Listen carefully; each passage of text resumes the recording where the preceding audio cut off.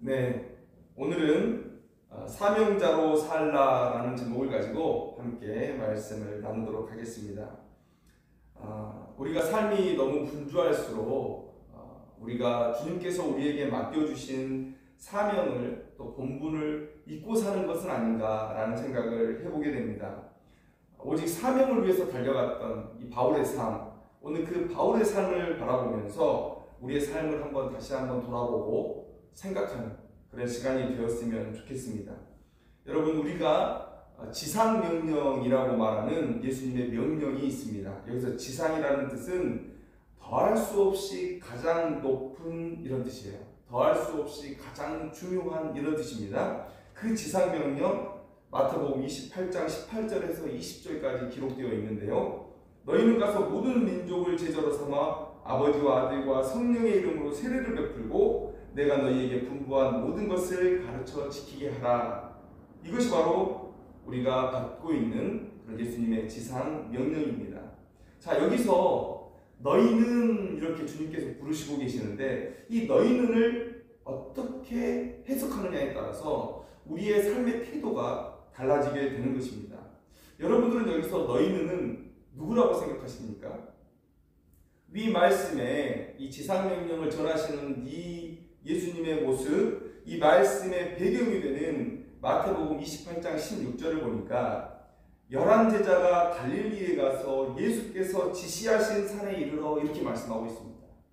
그러니까 11제자에게 하신 말씀이라는 거예요. 그러면 이 거룩하고 중요한 사명은 이 11명의 제자에게 특별히 주어진 명령이냐? 그런데 여러분 생각해보면 예수님께서 이미 살아계실 때 이와 동일한 사명을 주고 제자를 파송하신 적이 있으십니다. 마가복음 6장에 보면 12제자를 파송하셨어요. 그런데 누가복음 10장을 보면 여러분 70인을 파송한 장면이 나옵니다. 여러분, 이 파송은 당연히 마태복음 28장에 기록된 예수님의 지상명령의 실습이었습니다. 실습. 여러분, 예수님께서 옆에 살아 계시는데도 그 명령을 수행할 수 없다면, 예수님께서 죽고 나서 부활하시고 자기 옆에 안 계실 때, 그리고 그들을 죽이고자 하는 그런 대적들 앞에서 과연 그들이 이 예수님의 명령을 실행할 수 있을 것인가? 연약한 그들을 예수님께서 훈련을 시키신 것입니다. 예수님께서 계시지 않은 그때를 대비하여서 훈련을 시키신 것입니다. 그렇다면 여러분, 예수님의 이 지상 명령은 12제자에게만 국한되는 것이 아니라 이 70인에게 이미 확장되어지고 있었다는 사실 여러분, 우리가 알 수 있습니다. 그런데 여러분, 이 사명은 사도행전 1장 15절을 보니까 약 120명에게 확장되었다는 사실 우리가 확인할 수 있습니다. 예수님의 말씀대로 예수님의 제자들이 예루살렘을 떠나지 않고 마가의 다락방에 모여 있었습니다. 그들에게 성령이 임했고 성령의 충만함을 받은 그 예수님의 제자들이 예루살렘 전역에서 전도 사역을 펼쳤습니다. 그렇게 탄생된 교회가 바로 초대교회입니다. 여러분, 어쩌면 이런 생각을 해봐요. 예루살렘이 그들에게 땅끝이 아니었을까? 왜 그렇습니까? 상징적인 의미로 땅끝, 복음을 전하기 가장 먼 곳, 힘든 곳, 여러분, 예수님을 죽인 예수님의 대적자들이 있는 이 예루살렘이 그들에게는 땅끝이었을 것입니다. 그 두려움의 공간에서 이 예수님의 제자들, 이 약 120명의 사람들이 열심히 예수 그리스도를 전했다는 것이죠. 예수님의 증인이 되었다는 것이죠. 이렇게 탄생한 초대교회의 7 집사의 이야기를 알고 있습니다. 여러분, 사도행전을 읽어보시면 가장 긴 설교를 한 사람이 누군 줄 아십니까? 바로 스데반입니다. 스데반. 우리가 생각할 때는 11명의 사도, 또 마띠아까지 포함한다면 12명의 사도가 그 일을 감당해야 될 것 같습니다. 아니면 가장 유식했던 사도 바울이 그 가장 긴 설교의 주인공이 되어야 했을 것 같아요. 그런데 스데반이, 7 집사 중에 한 명이었던 스데반이 여러분 가장 긴 설교의 주인공이었다는 사실.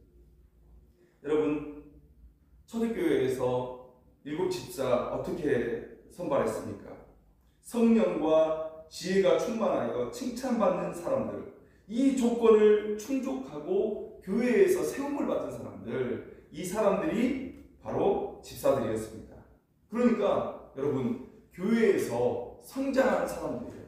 교회에서 잘 가르침을 받고 대중 앞에서 설교를 할 수 있을 정도로 성장한 사람들, 성령이 충만하고 지혜가 있고 하나님의 진리를 제대로 알고 또 주변 사람들에게 칭찬받는 사람, 이런 사람들이 그 초대교회 안에서 양육되어지고 키워져서 사도들에게 안수를 받고 교회의 집사로 세워지고 대중 앞에서 설교하는 사명을 감당했다는 사실.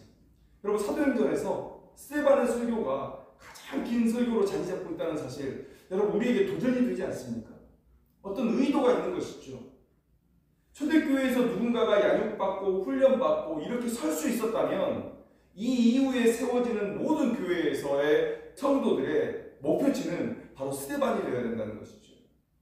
우리가 예수님을 직접 보지는 못했지만 그러나 사도들에게서 내려오는 그 귀한 가르침, 이 성경의 가르침을 듣고 배워서 깨우쳐서 여러분, 이렇게 세상 앞에 예수 그리스도의 증언을 온전히 할 수 있는 삶, 여러분, 이것이 우리 모두 성도들의 어떤 영적 목표치가 되어야 된다는 것이죠. 그렇다면 여러분, 어떻습니까? 예수님께서 11사도에게 얘기했지만 그 11사도에게 주신 그 지상명령은 70명에게 또 약 120명에게 그리고 모든 교회 성도들에게 확장되어 가고 있다. 그래서 마태복음 28장 18절에서 20절에 주신 예수님의 지상명령은 곧 우리에게 주신, 거기서 말씀하시는 너희는이라는 것은 지금 예수님의 눈앞에 보이지는 않지만 그러나 예수님은 이 이후에 자신들을 따를 모든 제자들을 예수님 그분의 눈에 두고 지금 말씀하셨다라는 사실을 오늘 우리가 알 수 있다는 것입니다. 사도 바울이 이렇게 말씀하고 있어요. 디모데후서 2장 2절 말씀에 또 내가 많은 증인 앞에서 내게 들은 바를 충성된 사람들에게 부탁하라. 그들이 또 다른 사람들을 가르칠 수 있으리라. 여러분, 이것을 우리는 믿음의 사대라고 표현합니다. 믿음의 사대. 바울에게 배운 제자들이 교회에서 충성된 자들을 양육하고 그 충성된 사람들은 다른 사람들을 양육하게 되는 것, 그리고 이제 그들이 나가서 또 다른 사람들을 충성된 사람으로 세워가는 것, 여러분, 믿음의 사대가 이 디모데후서 2장 2절 말씀에 기록되어 있습니다.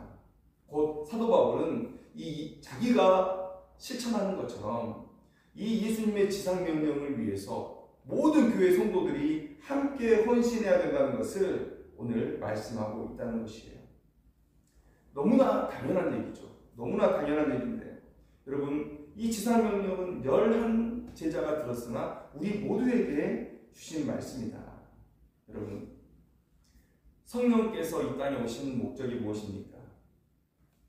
이 땅에 있는 하나님의 택한 백성들을 하나님께로 인도하시기 위해서 이 땅에 오셨습니다.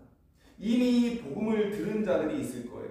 그 사람들을 안전하게 보호하고 인도하여서 하나님의 나라에 이르게 하고, 그 다음에 아직 복음을 듣지 못한 사람들은 전도의 미련한 방법으로, 그러니까 먼저 복음을 듣는 사람들의 그 전도를 통해서 복음을 듣게 하시고 그들을 다시 하나님 앞으로 인도하시는 일. 그러니까 엄밀히 따지면 이 성령 하나님께서 이 땅 가운데서 하시는 일은 예수님 증거하시는 일이에요. 예수님 증거하시는 일이에요. 여러분, 성령 충만 우리가 너무도 사모하지 않습니까? 복받기 위해서 사모하는 게 아닙니다. 성령 충만, 이 성령 하나님의 유일한 목적은 바로 예수님을 증거하는 일이고, 성령 충만한 자들이 가장 하는 일은 예수님 증거하는 일이라. 성령 충만의 증거는 무엇입니까?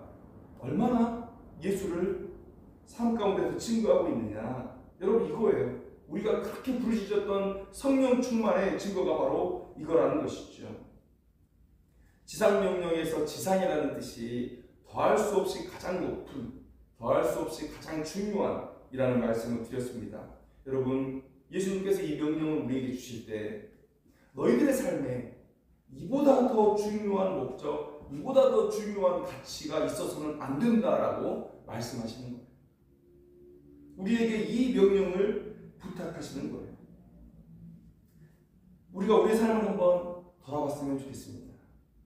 우리는 정말 그 삶을 위해서 최선을 다하고 있는가? 물론 우리의 삶이 이 지상형 성취의 완성형일 수는 없습니다. 누구도 완성형의 삶은 살지 못했죠. 사도 바울이라 한다 하더라도 완성형은 아니었을 것입니다. 그런데 우리에게 묻습니다. 정말 그 지상명령을 위해서 내 삶을 드리려고 최선을 다하고 있느냐? 그리고 최선을 다하지 못한 내 삶을 채찍질하고 있느냐?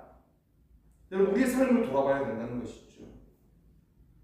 세상이 분주할수록 우리의 삶이 분주해집니다. 우리의 삶이 분주할수록 더 우리는 이 세상의 것에 함몰되어 살아갑니다. 그래서 하늘을 올려다보지 못해요. 위의 것을 바라보지 못해요. 여러분, 이런 시대에, 이렇게 분주한 시대에 영적으로 깨어있다라는 것은 무엇일까요? 그것은 위의 것을 생각하고 위의 것을 바라면서 살아간다는 것입니다. 그게 영적으로 깨어있다는 거예요. 골로새서 3장 2절 말씀에 바울은 이렇게 얘기합니다. 위의 것을 생각하고 땅의 것을 생각지 말라. 사도 바울이 주께 충성했다면 그 비밀은 평생을 살면서 이 세상을 바라보지 않고 위의 것을 바라보며 살아간 그 삶입니다. 베드로도 이렇게 얘기합니다. 베드로후서 3장 12절에 하나님의 날이 임하기를 바라보고 간절히 사모하라는 거예요. 하나님의 날을 바라보며 살아갔다. 삶이 우리를 위협하고 그래서 내 마음이, 내 삶이 분주할수록 신자들은 위의 것을 생각하고 하나님의 날을 바라보며 깨어 있어야 하는 것이죠. 그렇게 사명을 붙들고 깨어 있어야 되는 것이죠. 그런데 오늘 우리는 얼마나 그렇게 살고 있고 또 사명에 집중하고 있는가? 여러분, 우리가 한번 돌아봐야 될 것입니다. 여러분, 이 사명자의 길은 쉽지 않습니다. 여러분, 사명의 뜻이 무엇입니까? 맡겨진 임무, 또 사신이나 사절이 받은 명령. 여러분, 사신에 대해서 얘기를 좀 해봤으면 좋겠습니다. 여러분, 과거 왕의 명령을 받고 다른 나라로 가는 그런 사신들이 있었을 것입니다. 좋은 소식을 전하러 가는 사람도 있었을지 몰라요. 아니면 뭐 좋은 선물을 가지고 그렇게 가는 사람도 있었을지 모르겠습니다. 그러나 전쟁 중인 적국에 반갑지 않은 소식을 전해야 되는 사람들도 있었을 것입니다. 제가 영화 300을 봤던 기억이 있는데요. 페르시아와 그리고 스파르타 간의 전쟁이 일어나기 직전입니다. 페르시아의 사절이 스파르타 왕에게 항복하라는 전가를 가지고 옵니다. 여러분, 좋은 소식 아니죠. 상대편 나라에게는 정말 좋은 소식이 아니죠. 그렇게 가야 하는 사신은 어쩌면 두려움을 가지고 있을지도 모릅니다. 내 생명이 과연 담보가 될까? 내 생명이 보존이 될까? 이런 것에 대한 두려움이 있을 수 있습니다. 여러분, 복음을 전하는 우리의 처지가 이와 같은 게 아니냐. 여러분, 에베소서 6장 11절 12절 말씀을 보니까 바울은 악의 영들, 그러니까 사탄과 그의 하수인 귀신들, 이 악의 영들이 곧 이 세상의 통치자요 권세들이요 주관자들이라고 말씀하고 있습니다. 여러분, 그들의 통치는 어떤 것입니까? 어둠의 통치예요. 어둠의 통치. 그래서 사도 바울은 어둠의 세상 주관자들 이렇게 말하고 있습니다. 어둠의 통치예요. 여러분, 하나님의 통치와 반대되죠. 하나님은 빛이십니다. 하나님의 통치와 그들의 통치가 대적하는 관계에 있기 때문에 사도 바울은 그들의 통치를 어둠의 통치다라고 얘기하고 있습니다. 악의 영들이 그 어둠으로, 그 사악함으로 이 세상을 지배하고 있는 거예요. 이런 세상 속에 빛이신 하나님의 그 메시지를 들고 나아가는 거예요. 나아가는 거예요. 여러분, 그것이 우리에게 맡기신 하나님의 또 주님의 사명입니다. 너로 인해 우리를 올가매고 있었던 죄와 사망의 권세가 끊어졌다는 거예요. 내가 내 백성을 해방시킬 것이라는 거예요. 너희들은 패배했다는 거예요. 너희들은 심판받을 거라는 거예요. 여러분, 이 메시지를 들고 세상 가운데 나가야 되는 게 바로 우리의 사명입니다. 그러니 어찌 우리의 삶이 쉬울 수 있겠는가? 어찌 위협이 없겠는가? 그런데 예수님은 제자들에게 이렇게 말씀하셨습니다. 누가복음 10장 3절 말씀에 갈지어다 내가 너희를 보냄이 어린 양을 이리 가운데 보냄과 같도다. 여러분, 쉬운 길이 아니죠. 쉬운 길이 아니죠. 그러나 가야 하는 길입니다. 하나님은 우리를 사신으로, 대사로 우리를 부르셨다는 거예요. 고린도전서 5장 20절에 바울은 복음을 전하는 자들을 그리스도의 사신들이라고 표현합니다. 가야 되는 거예요. 왕의 명령을 받았기 때문에 우리는 가야 되는 거예요. 사신들은 왕의 명령을 전하는 것, 그것밖에 생각하지 않습니다. 그게 사명이에요. 죽으나 사나 그 사명 붙들고 가야 하는 것이죠. 우리가 설령 늑대 가운데 보내어진 그런 어린 양이라 할지라도 가야 되는 것입니다. 주님께서 알고 보내신 거예요. 여러분, 바울이 복음 전하는 길에 당해야 했던 고난들 여러분 다 알고 있죠. 믿지 않는 사람들이 이 복음을 전하는 자들을 박해하는 것, 그럴 수 있습니다. 사도 바울이 열심히 복음을 전했는데 우상 숭배하는 자들의 밥줄이 끊어졌을 때 얼마나 사도 바울을 죽이겠다고 달려들었습니까? 그런데 이 예수를 부인하는 자들로 인한 그런 고통도 있었죠. 빌립보에서 전도할 때 그들의 핍박 때문에 데살로니가로 도망갔더니 그 유대인들이 쫓아와가지고 또 죽이겠다고. 믿지 않는 자들에게 받은 핍박도 있지만 또 한 동족되었던 유대인들에게 당한 핍박도 있었습니다. 그런데 여러분, 그것뿐입니까? 고린도 교회 안에서 사도 바울이 얼마나 모욕과 수치를 당하고 있습니까? 내가 사랑하는 마음으로, 자비량으로 나를 헌신해서 복음을 전했는데 그렇게 개척된 교회가 거짓 교사들의 꾀임에 빠져서 자기를 무시하고 멸시하고, 여러분, 사도 바울의 권위를 흔들고, 여러분, 이런 일을 하고 있다는 거예요. 여러분, 이런 고난을 당하고 있습니다. 사도 바울이 언제 돈을 횡령했습니까? 그런데 돈을 횡령했다고 의심합니다. 여러분, 권력을 탐한 자로 매도되고 있습니다. 여러분, 이런 수치와 모욕을 당해요. 그러나 사도 바울이 오늘 본문에서 뭐라고 얘기합니까? 부득불할 일이라고 얘기하고 있습니다. 부득불할 일. 정말 그만두자면 수십 번, 수백 번도 그만뒀어야 할 일이죠. 부모라면 아마 사도 바울을 말렸을 것입니다.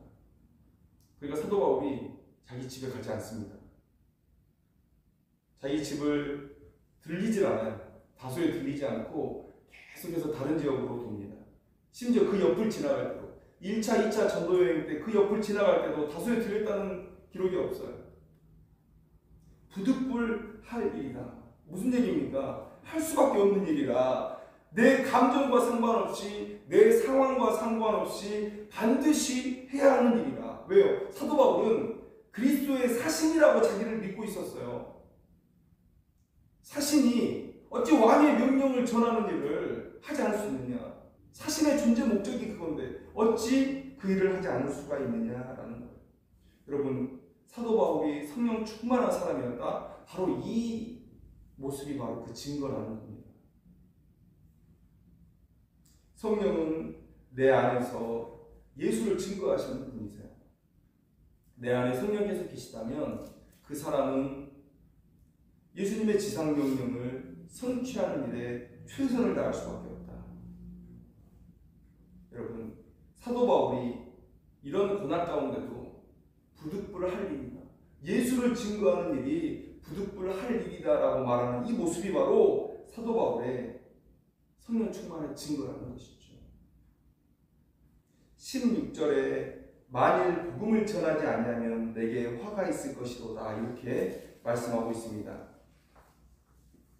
정말 하나님께서 바울을 이렇게 다그치셨고 바울은 그런 두려움 속에서 복음을 전했던 것일까? 여러분, 그건 아니죠. 근데 사도 바울이 이렇게 말했던 그 마음, 이렇게 고린도 교회에게 전달하고자 했던 사도 바울의 마음이 무엇이냐? 바울은 자신이 가진 사명의식, 이것을 얘기하고 싶었던 거예요. 내가 멈추고 싶다고 해서 멈출 수 있는 일이 아니다. 내가 이 사명을 내려놓는 날은 내가 이 땅에서 죽는 날이다. 사도 바울이 그 마음으로 이 사신의 사명, 복음 전파의 사명을 감당하고 있었다라는 것을 오늘 이 본문을 통해서 얘기해 주는 거예요. 17절의 말씀을 한번 봅니다. 내가 내 자의로 이것을 행하면 상을 얻으려니와. 여러분, 사도 바울은 자의로 이 일을 하고 있는 것이 아닙니다. 다메섹 도상에서 예수님의 부름을 받았어요. 사명자로 부름을 받았어요. 자, 이것은 사도 바울에게 해당되는 얘기가 아닙니다. 진짜 사도 바울의 이야기는 그 다음 얘기죠. 내가 자의로 아니한다 할지라도 나는 사명을 받았노라. 이 얘기도 똑같은 얘기입니다. 자의로 하는 게 아니에요. 사명을 받은 거예요.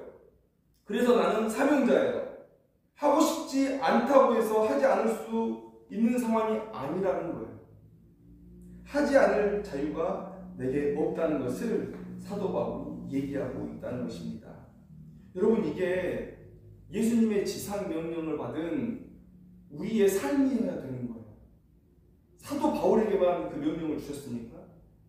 11 제자에게만 주셨습니까? 아니에요. 70명의 제자들에게도 주셨습니다. 아니요. 120명의 마가의 다락방에 모여 있었던 그 제자들에게도 주셨습니다. 아니요. 초대교회에 신앙생활하는 모든 자들에게 그만큼의 분량까지 자라가라고, 스데반처럼 대중 앞에서 예수 그리스도를 증거할 수 있는 분량까지 자라가라고 우리에게 영적 모델을 제시해 주셨어요. 우리 모두가 다 이 사도 바울과 같이 사명에 붙들린 자가 되어야 된다. 여러분, 이것이 오늘 사도 바울이 우리에게 주시는 새로운 교훈이라는 것이죠. 사도 바울은 주님을 영접하고 그분의 명령을 받은 순간 완전히 새 사람이 되었습니다. 새로운 정체성을 갖게 된 거예요. 그는 예수의 사람이고 예수의 사신이 된 것입니다. 이것이 신자의 정체성이어야 된다는 거예요. 이것이 우리가 하나님을 주님이라고, 예수님을 주님이라고 부르는 이유인 것입니다. 주님, 나의 주인 되시는 분. 그래서 그분의 명령을 따라 나를 내려놓고 순종하는 것. 여러분, 이것이 하나님을 주님이라고, 예수님을 주님이라고 부르는 자들의 삶인 것이죠. 여러분, 과연 우리는 오늘 이 시간 이 사명을 의식하고 살아가고 있는가? 여러분, 왜 성적이 좋기를 바랍니까? 왜 돈을 많이 가지고 싶습니까? 왜 더 잘난 외모를 가지려고 노력합니까? 왜 저 남자와 혹은 저 여자와 결혼하고 싶습니까? 왜 사회에서 영향력을 가진 사람이 되고 싶습니까? 왜 건강하게 오래 살고 싶습니까? 이 모든 바램 속에 이 예수님의 지상명령, 이 사명이 뭐가 있냐는 거예요. 주를 위해 성적이 좋기를 바랍니다. 여러분, 충분히 가능한 일 아닙니까? 모든 우리의 자녀들이 그런 목적을 가지고 공부하기를 원해요. 주를 위해 성적 좋기를 바랍니다. 주를 위해 돈을 많이 가지고 싶습니다. 주를 위해 더 잘생긴 외모를 가지고 싶어요. 여러분, 잘생긴 사람들이 영향력 있는 것 우리 많이 보잖아요. 연예인들의 한마디가 얼마나 큰 파급력을 보이고 있습니까? 지금 BTS가 외교부보다 더 일을 잘한다고 칭찬이 자자합니다. 한복 입고 김치 담궈요. 중국의 그 문화 공격에 맞서서 한복 입고 김치를 담깁니다. BTS 멤버들이.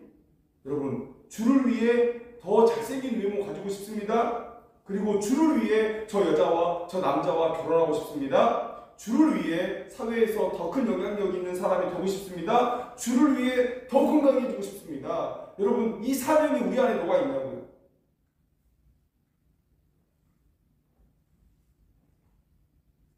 이게 사명자의 삶이라는 것이죠. 이 사명이 우리를 이끌어가야 되는데, 이 사명이 우리를 이끌어가야 되는데 세상이 너무 분주합니다. 나의 삶도 따라 분주합니다. 그러니까 이것저것 생각할 겨를도 없이 그렇게 세상의 흐름 속에 우리의 몸을 맡기는 것이죠. 여러분, 이 길은 정말 어려운 길입니다. 다른 사람들과 함께 그냥 여러분 흐르는 물에 그냥 몸을 툭 던져 놓으면 그냥 졸졸졸졸 흘러가게 돼 있어요. 그런데 우리의 이 사명자의 삶은 이 세상을 지배하고 있는 악한 영들에게 이 빛을 선포하는 것이고 승리를 선포하는 거예요. 너희들 패배했다고 선포하는 거예요. 그러니까 절대 쉬운 길이 될 수가 없습니다. 그러나 가야 하는 길이라. 가야 하는 길이라. 여러분, 바로를 찾아가는 모세, 애굽을 찾아가는 모세 한번 생각해 보십시오. 그 애굽이 두려워서 40년 동안 그냥 시골 노인으로 늙어버린 사람 아닙니까? 하나님께서 불러도 못 가겠다고 계속해서 못 가는 핑계만 댔던 사람 아닙니까? 그런데 가야 하는 길이었죠. 그게 사명자의 삶입니다. 여러분, 엘리야의 이야기 한번 보시죠. 갈멜산에서 바알과 아세라의 선지자들을 850명을 죽였습니다. 여러분, 그런데 열왕기상 19장 4절을 보면 한 로뎀나무 아래에 앉아서 이제 넉넉하오니 내 생명을 거두어가 달라고 하나님께 간청하는 엘리야의 모습을 또 봅니다. 여러분, 이 두 가지 그림이 너무 상반되지 않습니까? 너무 대비되지 않습니까?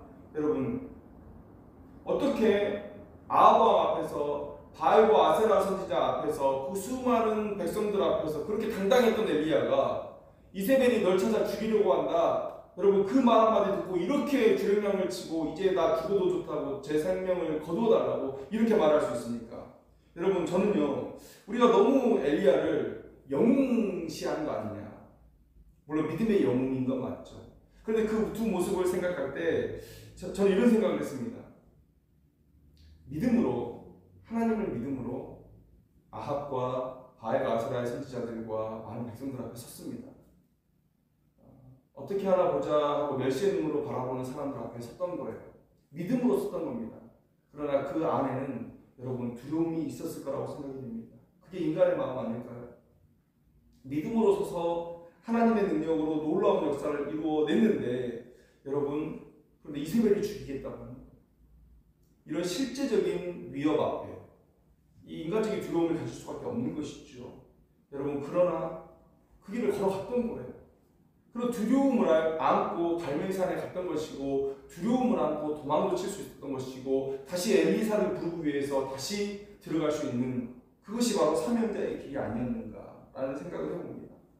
여러분, 사도 바울에게도 그런 일이 있었죠. 예루살렘에 가는 길에 밀레도라는 곳에 멈춰서 에베소 교회의 장로들을 부릅니다.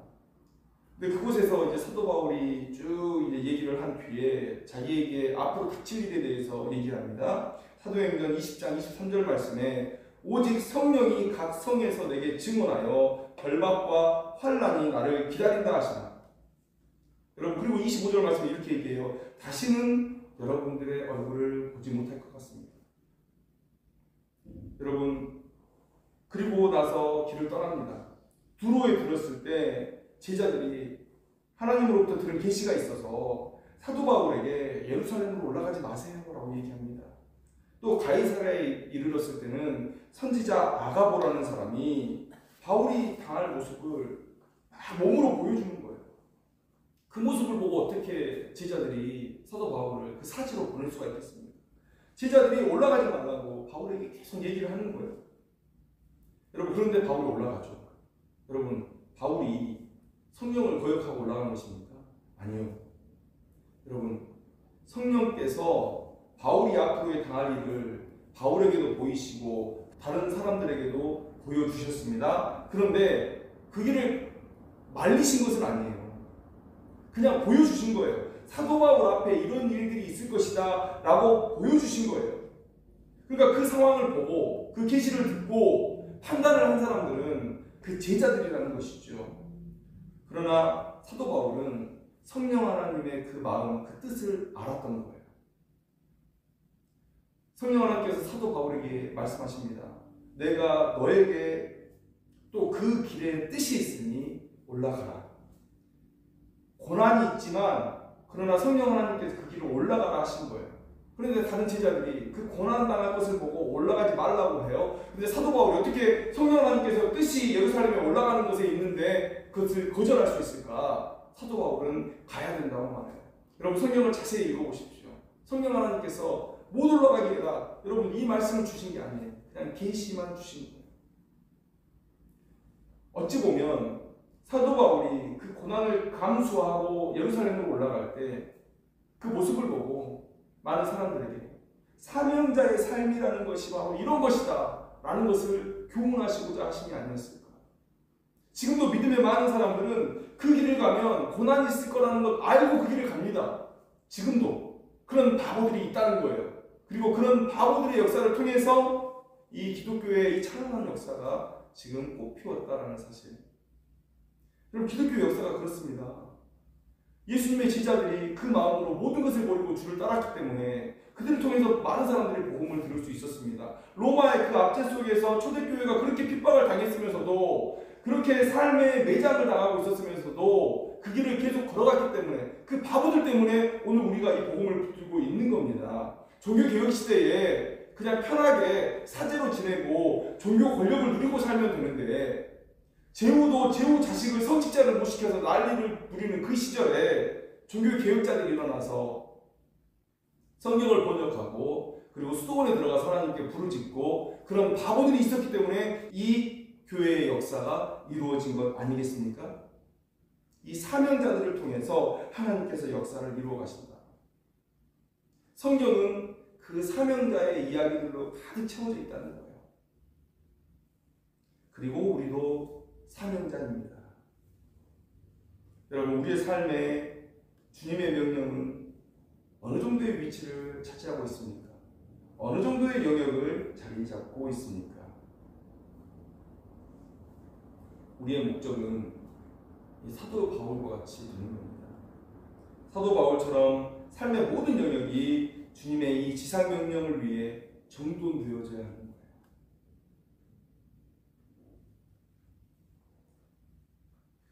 물론 바울은 고린도전서 12장에 얘기합니다.